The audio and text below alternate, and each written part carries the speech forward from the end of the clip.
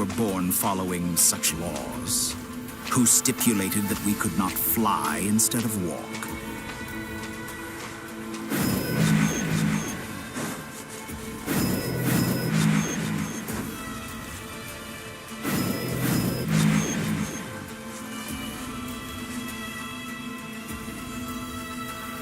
Someone of your talent and experience must surely know of the four great rulers who serve the heavenly principles.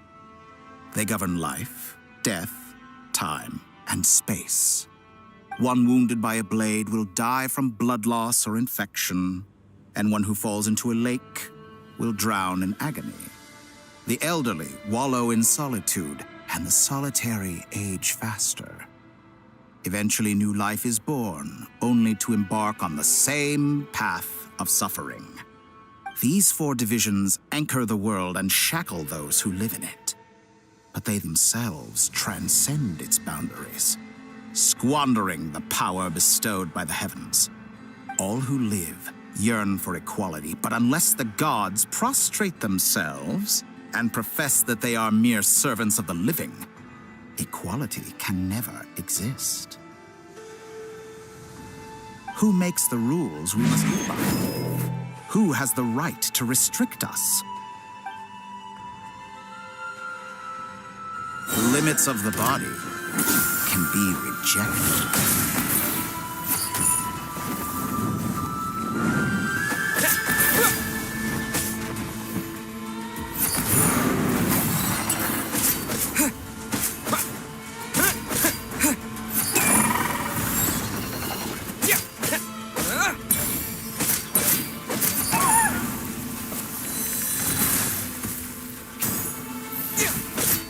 How does it feel to be among those with absolute power? You cannot conceive the extent to which your flesh hinders your mind and spirit.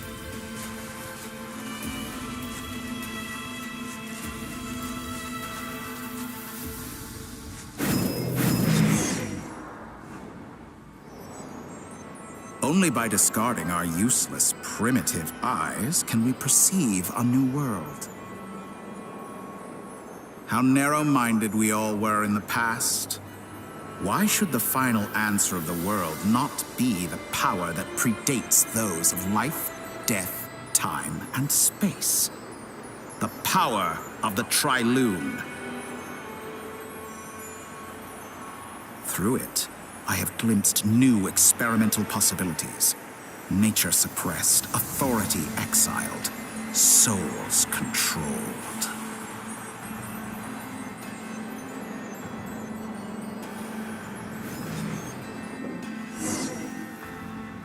You know, I heard recently that a group of critics reviewed countless stories and drew an interesting conclusion. They found that it is more often than not the villains who strive tirelessly to push the boundaries of progress. In fact, long before this, someone voiced a similar idea in an academia editorial. I felt a great affinity with this perspective. I have never been afraid to step up and play the role of the villain. Fanatics are trampled down for their transgressions, and those who transcend are rebuked for their audacity. And so, the majority of creatures are too timid to follow my lead. But all sacrifices made during my experiments have been worthwhile, as you can now see. I can offer you something new, something unique, precisely because I am a villain. Think about it. We are eternally bound through mutual interest. Can you truly say you would never turn to malice if it could give you the life you dream of? After all, what value do perfection and purity really have? They are fragile and feeble things, utterly tedious. I say, better to be governed by a flawed humanity than a gnosis. The true seeker of knowledge is the villain who undergoes countless tribulations in pursuit of their goal. I'm sure many people have told you that you're different. Because I'm a descender? Exactly. Very clever. But what has that got to do with you? I do not conceal my wicked deeds, my selfish desires, or my greed. A true researcher must act as I do if they are to understand and speak of the truth. And yet, a knowledge seeker like myself will inevitably grow tired of studying Tevat beyond a point. You have traveled to all corners of the world and met many people. Along the way, there have been moments when you were misunderstood or even became a wanted criminal. And all the while, you have spent your days doing some of the most mundane jobs in the world. You fight and toil, claim minuscule rewards from my friend Pantalone, then you fight some more, winning some battles and losing others as your search goes on. And this cycle continues, with no end in sight. Surely you must sometimes grow weary of being stuck in this same loop day after day. We're completely different. I embrace everything that life throws at me. I am engaged in every step of my journey. How does that make us different? I too embrace what life brings, researching everything that interests me. Think of all the novel things I've managed to create, like the artificial moon marrow. Don't you see? As unique a specimen as she was, even Columbina is not irreplaceable. Take that back. She's gone because of your actions. I didn't say that to anger you. Though admittedly, I don't see what there is to be angry about. Anything Columbina could do for you, I can do better.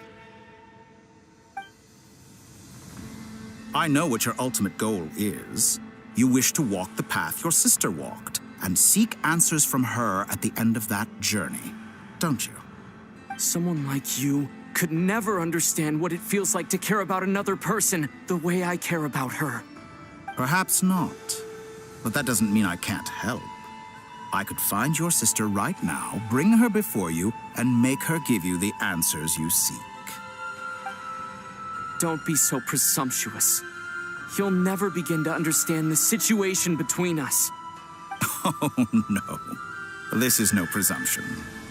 I'm only offering what I know is possible with the power of the Trilune. But it seems like you would sooner continue with your journey through this world. Why?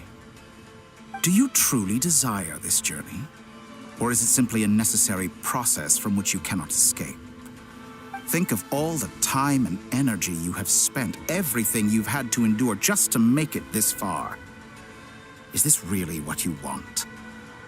Or has your hand been forced by the promise of that final answer? Yes, you have made many friends. But do they ever spare a thought for the void in your heart and what it yearns for? What you want is not friends. It is family. But do they know this? I, on the other hand, am far more considerate. Join my experiment, and in return, I will bring your meaningless journey and all its struggles to an end. This is a malicious attempt to manipulate me. But at the same time, he's stating some very human truths. Of course he's right about my predicament. How can I deny it? I have faced ungrateful strangers, never-ending troubles, an endless quest for answers. I want to see her. After everything I've been through, words can't describe how much I miss her. How much I want to be reunited with her, wherever you are right now. Do you miss me too?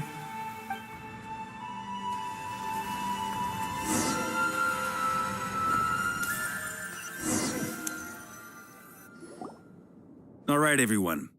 Our next mission is clear. We need to contact all the major organizations, explain the situation to the public, and then begin the evacuation. The residents of Not Cry are quite dispersed. The two most populated areas are the Southern Isles and Pyramida. Miss Lauma, I will leave Hisi Island and Nosha Town in your hands. I will liaise with the Fatui and Pyramida. Agreed. We will reach out to Natlan and Snezhnaya. Anyone found north of the Experimental Design Bureau should follow the Fatui to Snezhnaya. As for those dwelling south of that line, I will ask the Voynich Guild to help persuade them to leave. Then I, Mr. Varka, and the Frostmoon Scions will escort them to Natlan. The Voynich Guild has dealings with the Curatorium of Secrets. I will send them a letter vouching for your credibility. Yehoda, you should help Lauma. This is too big of a task for one person. My wish has come true. You're willingly lending me your most capable employee for the day. Well, good for you if all this only takes a day. Of course, if it takes any longer, I'll be charging a fee. Boss, wait. Don't I get a say in this? Oh, I'm sorry. Something to add, Yehoda? Well, no one's more important to me than you, boss. And remember how Lauma healed your eyes after that big battle? I think that's worth at least 2 or 3 days' work for the Frostmoon Scions. Are you completely incapable of acting in your own self-interest? Or do you simply devalue your own labor? Are you sure you don't want to come with us? Who will see to our other work if we're all busy evacuating residents? Sandrone insists that Columbina is still alive, and we have a traveler to rescue. There's much to be done. But boss, I'm just worried that... Well, Nefer, I'll link up with you once my tasks are complete. What makes you think I'd need you to do that? I'll need it. And considering the way you approach certain matters, I think you'll be better off with me present. That's quite enough. Just focus on your work first. I bet we're in for an uphill battle here. But we can help out too. Inefa and I are gonna help Nasha Town's residents carry their stuff. Loading schedule. Store essential local research data and technology samples, then escort the people to Natlan. Understood. I will execute this to the best of my abilities. Great stuff. Thank you, ladies. I've contacted the Lightkeepers. A colleague of mine will join us shortly. I will persuade them to conduct a thorough search of the region to ensure that no civilians get left behind. As for me, I guess I'll be making an early return to Sumeru. I think it's important that someone informs the Dendro Archon of what's going on in Notcry. Roger that. Someone should inform Mondstadt, too. Mr. Duran, can I trust you to handle that? I think you fly faster than any of us can run. As an added incentive, get there fast enough and I'll see about getting your gliding exam waived. Really? Ha! Mission accepted, sir. I intend to stay behind and help Miss Sandrone with her research. She has some alchemy-related questions that she'd like me to explore. She recognizes your expertise, then. I wish you a fruitful collaboration. Thank you. In truth, I was surprised to hear her express an interest in subject matter outside of machines. I believe she has been investigating some Fontanian technology recently. She made a point of bringing the relevant materials with her when she left the Experimental Design Bureau. She's sorting through everything in her room as we speak. I should mention that we have one other friend who isn't present. He hasn't made his position in all of this clear. But if we know anything about him, he's likely investigating on his own. Paimon's been very quiet today. But I know how close she and the Traveler are with the Natlanese. She should come with us to the border. Okay. Paimon will do her best. Make sure to heed Sandrone's warning. Many of us have been cursed by Dottore. As such, under no circumstances should anyone cross national borders. Remain within Nodcry. That aside, personally, I have faith in Columbina. Things look grim, sure, but who knows how it'll play out. Same goes for rescuing the Traveler. Both of them are important allies and friends. We'll be counting on you to gather intel on them, Miss Nefer. Oh, wonderful. You're all here.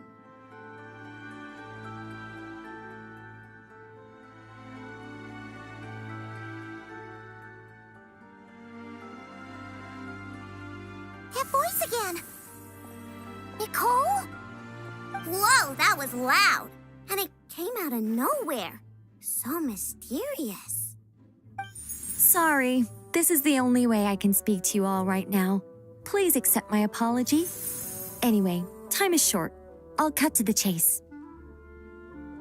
We're still facing quite a catastrophe here at the world's borders. Alice has roped in every Hexenzirkel member she can get a hold of. Except for me. She told me I had to come and help you all out as a matter of urgency. I quote, "You love talking, don't you? Well, now it's finally your time to shine. Take these. Make sure the whole party gets one each. You'll be in charge of making sure everyone stays connected." Huh? Is this a Dodo communication device? Scanning. Unknown device. Analyzing. Unknown device. Conclusion. Cute. Affirmative. It is cute and good. I believe that I quite like it. This is no ordinary Dodo communication device. It's my very own special modified version, specifically... sorry. I almost went off on another tangent there. Anyway, help yourselves.